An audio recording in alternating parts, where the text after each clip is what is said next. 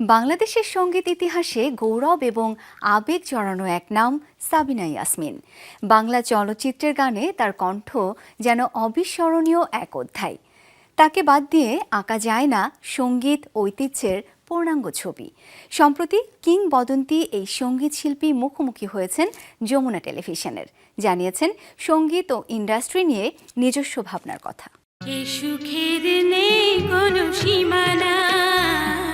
একজন সাবিনা ইয়াসমিন জন্মেছেন বাংলাদেশে, সমৃদ্ধ করেছেন বাংলা গান, বাংলা চলচ্চিত্রের গানকে।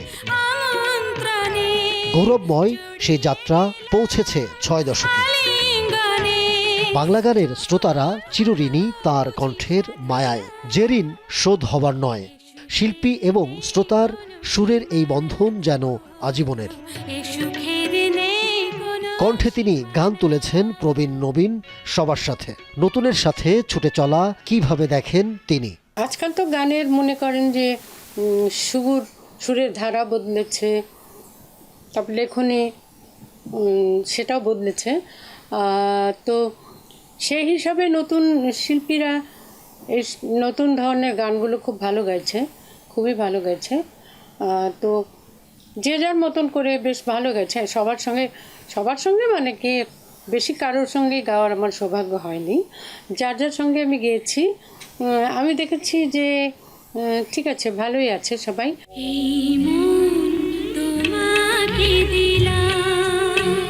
বাংলা সিনেমার কালজয়ী সব গানের সাথে তার নাম জড়িয়ে আষ্টেপৃষ্ঠে। পিছনে ছিলেন মেধাবী সব সুরকার। এ প্রজন্মেও রয়েছেন তেমন অনেকে। তাদের কেউ কেউ রয়ে গেছেন পিছনে। কিভাবে কাজ করতে পারেন তারা? কিংবদন্তি যে সমস্ত আমাদের সুরকাররা ছিলেন, তারা কিন্তু বেশিরভাগই সবাই ছায়াছবির সুরকার, ছায়াছবির জন্যই সুর করেছেন। আর ছায়াছবিগুলো তখন সেরকম ছবি তৈরি হতো, সামাজিক ছবিতে এত মেলোডিয়াস, এত মিষ্টি মিষ্টি গান, এত সুন্দর সুন্দর গান। সেরকম ছবি যদি তৈরি না হয়, তাহলে আমরা আমাদের যে এখনকার প্রজন্মের যে ভালো ভালো সুরকার, তাদেরকে আমরা কোথায় আমরা তাদেরকে স্থান দেব? তাদের সুন্দর ছবির দরকার। তো যে ছবিতে সুন্দর সুন্দর গান থাকবে। আগে যেমন আমরা এক একটা ছবিতে 5টা 6টা করে গান করতাম, প্রত্যেকটা গানই এত পপুলার হতো, কিন্তু সেই সুযোগটা তো লাগবে। এখনো তিনি সুরের সাধনায় নিমগ্ন থাকেন প্রতিনিয়ত, যত্ন নেন কণ্ঠের। কি বলবেন এ প্রজন্মকে? প্রত্যেকটা শিল্পীর উচিত একদম বেসিক কিছু ক্লাসিক্যাল, একদম পিওর ক্লাসিক্যাল বলছি না আমি, একটু হালকা কিছু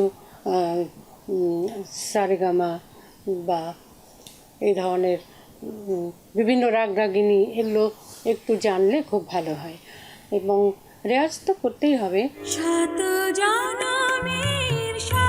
কণ্ঠ, সুর, লয়, ছন্দের খেলায় সাবিনা ইয়াসমিন নামটি শ্রোতার হৃদয়ে গভীর শ্রদ্ধা, আবেগ এবং ভালোবাসায় উচ্চারিত হবে ততদিন। বাংলা গান থাকবে যতদিন। Ahmed Tauquir, showbiz tonight.